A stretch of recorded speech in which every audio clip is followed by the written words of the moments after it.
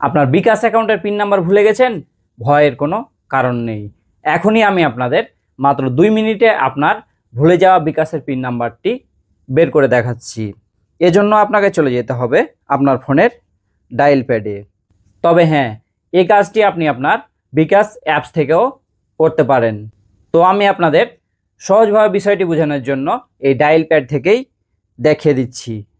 তো ডায়াল প্যাডে লিখে নিতে হবে *247# টিপে ডায়াল করে দিতে হবে। এবার এখানে এসে নিচে 10 নাম্বার যে অপশনটি দেখতে পাচ্ছেন রিসেট পিন, তো এখানে 10 টিপে সেন্ড বাটনে ক্লিক করে দেব। এবার এখানে এসে আপনাকে একটি রেজিস্ট্রেশন সম্পূর্ণ করতে হবে।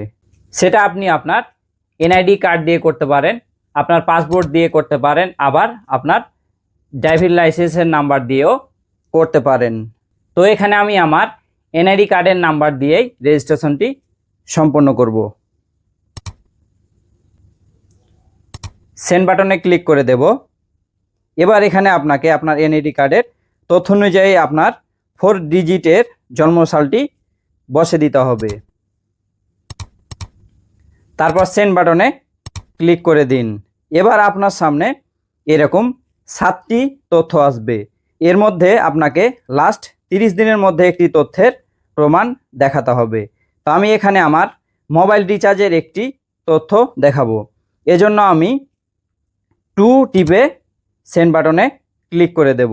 এবার এখানে আমি লাস্ট 30 দিনের মধ্যে লাস্ট মোবাইল রিচার্জ কত করেছিলাম সেটা বসিয়ে দিয়ে এই সেন্ড বাটনে ক্লিক করে দেব। এবার আপনার ফোনের মেসেজ অপশনে চলে যাবেন। সেখানে বিকাশ থেকে 5 সংখ্যার একটি কোড এসেছে, সেটাকে কপি করে আবার ডায়াল প্যাডে চলে আসবেন। এখানে এসে আবার *247# টিপে ডায়াল করে দিন। এরপর এখানে 1 টিপে সেন্ড করে দিন। আবার এখানে 1 টিপে সেন্ড করে দিন। এখানে টেম্পোরারি ওল্ড পিন চাইছে, তো কিছুক্ষণ আগে মেসেজ অপশনে যে 5 সংখ্যার কোডটি কপি করে রেখেছি সেটা এখানে বসিয়ে দেব। আবার সেন্ড করে দিব। এবার নিউ 5 ডিজিট পিন, এখানে নতুন একটি 5 সংখ্যার পিন বসিয়ে দিতে হবে। এরপর সেন্ড বাটনে ক্লিক করে দেব। এখানে কনফার্ম নিউ পিন, কিছুক্ষণ আগে নতুন যে পিনটি বসালেন সেই পিনটি আবার এখানে বসিয়ে দিন। এই সেন্ড বাটনে ক্লিক করে দিন।